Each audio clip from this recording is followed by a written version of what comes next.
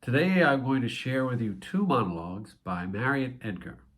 The first one, written in 1932, is The Lion and Albert. The second one, written in 1934, is The Return of Albert. The Lion and Albert. There's a famous seaside place called Blackpool, known for its fresh air and fun, and Mr. and Mrs. Ramsbottom went there with young Albert, their son. A grand little lad was young Albert, all dressed at his best, quite a swell, with his stick with the horse-head handle, the finest that Woolworths could sell. Now they didn't think much of the ocean. The waves, they were piddling and small. There were no wrecks, nobody drowned, in fact nothing to laugh at all.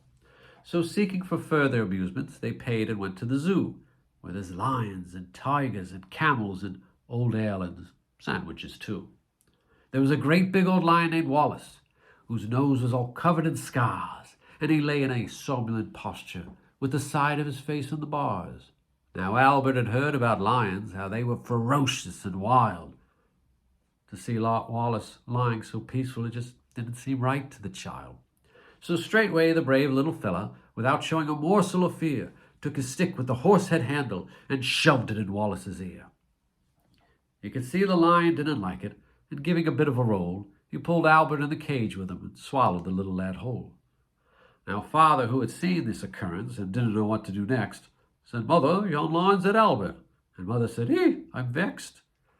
So Mr. and Mrs. Ramsbottom, quite rightly when all said and done, complained to the animal keeper that the lion had eaten their son.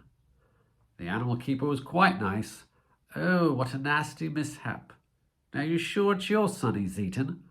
Pa said, "Am I sure? There's his cap." So the manager was sent for directly. He came and he said, "Well, what's to do?" Father said, "Your lion's at Albert, and him in his Sunday clothes too." Right, young fella," said mother. "I think it's a shame and a sin to let your lion eat Albert, and after we paid to come in." Now the manager didn't want any trouble, so he took out his purse straightway. He said, "How much to settle the matter?" And father said, "Well, what do you usually pay?" Now, mother came over all awkward when she thought where Albert had gone. She said, no, someone must be summoned, and so that was decided upon. So they went straight to the police station in front of the magistrate chap. They explained what happened to Albert and proved it by showing his cap. The magistrate made known his decision that really no one was to blame, and he hoped that Mr. and Mrs. Ramsbottom would have further sons to their name. At that mother got proper blazing. "Thank you, sir, kindly," said she.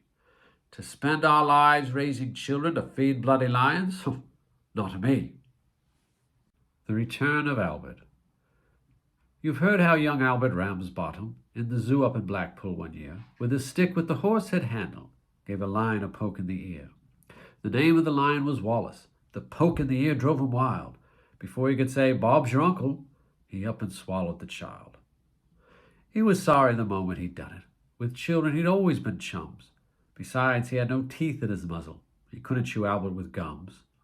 He could feel the lad moving inside him as he lay on his bed of dried ferns, and he thought it could be the little lad's birthday. He wished him such happy returns. But Albert kept kicking and fighting till Wallace arose feeling bad. He felt that it was time for him to stage a comeback for the lad. So with his head down in a corner on his front paws, he started to walk, and he coughed and he sneezed and he gargled till Albert shot out like a cork. Old Wallace felt better directly, and his figure once again became lean. But the only difference to Albert was his face, and his hands were quite clean.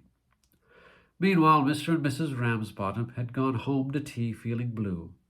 Mother said, "I feel down in the mouth like." Father said, "I bet Albert does too." Said Ma, "Just goes to show you, the future is never revealed. If I'd known we were going to lose him, I would never have his boots soled and heeled." Father said, "Let's look on the bright side. What can't be helped must be endured. Every cloud has a silvery line, and we did have young Albert insured."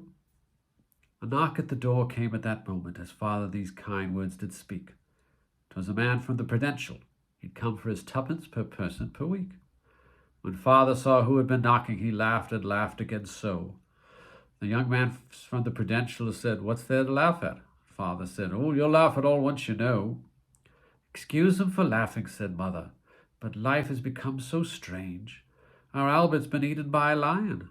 You have to pay us for a change, said the young man from the Prudential. Now, come, let me understand this.